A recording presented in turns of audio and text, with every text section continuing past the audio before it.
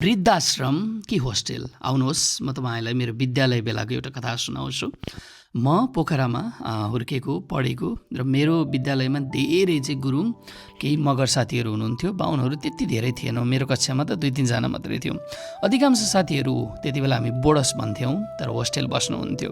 कारण उहाँहरूको बाबाआमाहरू धेरै हङकङमा, कोही अरू अन्य देशहरूमा काम गर्नुहुन्थ्यो। कहिलेकाहीँ भेट हुन्थ्यो, वर्षमा 2 वर्षमा एकचोटि। सामानहरू चाहिँ उनीहरूसँग यति धेरै हुन्थ्यो कि क्याल्कुलेटर, घडी, धेरै कुरा, राम्रा झोला, एकदमै रहर लाग्थ्यो। तर उनीहरूको जिन्दगी देखेर चाहिँ रहर लाग्थेन, किनकि म घर जान्थेँ, दुःख सुख मेरो मम्मी बाबासँग बस्थेँ, इष्टमित्र भेट्थेँ। उनीहरू होस्टेलमा बस्नु पर्थ्यो। ठुला दाइ दिदीहरूले उनीहरूलाई गाली गर्थे, आफ्ना सामानहरू चोरेर झिकेर लैदिन्थे। स्कुलमा शिक्षकहरूको सबको चाहिँ नियम हुन्थ्यो। दिउँसो कोही सरले केही काम नगरेर पिटाइ खायो भने पनि घर गएर कसैलाई अँगालो हालेर रुने, त्यो उनीहरूसँग विकल्प हुन्थेन। अनि याद गर्नुभयो भने हामी नेपालमा वृद्धाश्रमको कुरा, नानी बाबुलाई चाहिँ बाबुआमाले हुर्काउँछन् अनि बाबुआमाले छोडिदिन्छन्, वृद्धाश्रममा लैजान्छन् भन्ने कुरालाई कति ठुलो कुरा बनाउँछौँ क्या हामी। तर यसो तपाईँले हेर्नुभयो भने बाबुआमाले छोरछोरीलाई त आफूले निर्णय गरेर पाउने हो नि त। होला छोरछोरीकै भविष्यको लागि बाध्यताले गर्दा होस्टेलमा राख्नु पर्यो होला, त्यो नबुझेको होइन।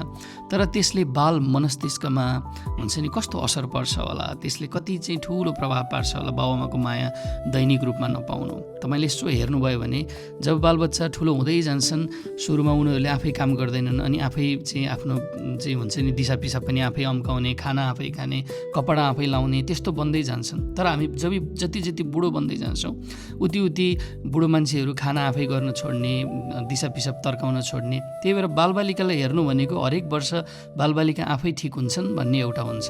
तर बुढाबुढीलाई हेर्नु भनेको चाहिँ हरेक वर्ष झन्भन्दा झन् गाह्रो पर्छ भन्ने हुन्छ।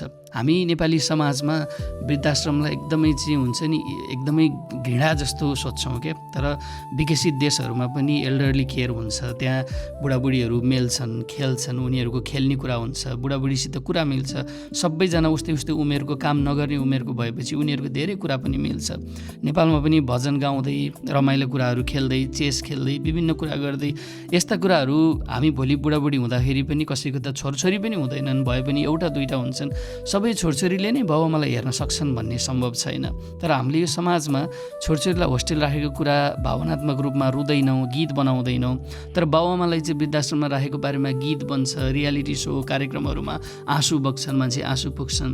हामी अति बढी भावनात्मक हुन्छौँ, तर व्यावहारिक जिन्दगी चाहिँ हामीले बुझ्दैनौँ जस्तो लाग्छ। तपाईँलाई के लाग्छ? तपाईँ कमेन्ट गर्नुहोस् है त। नमस्ते।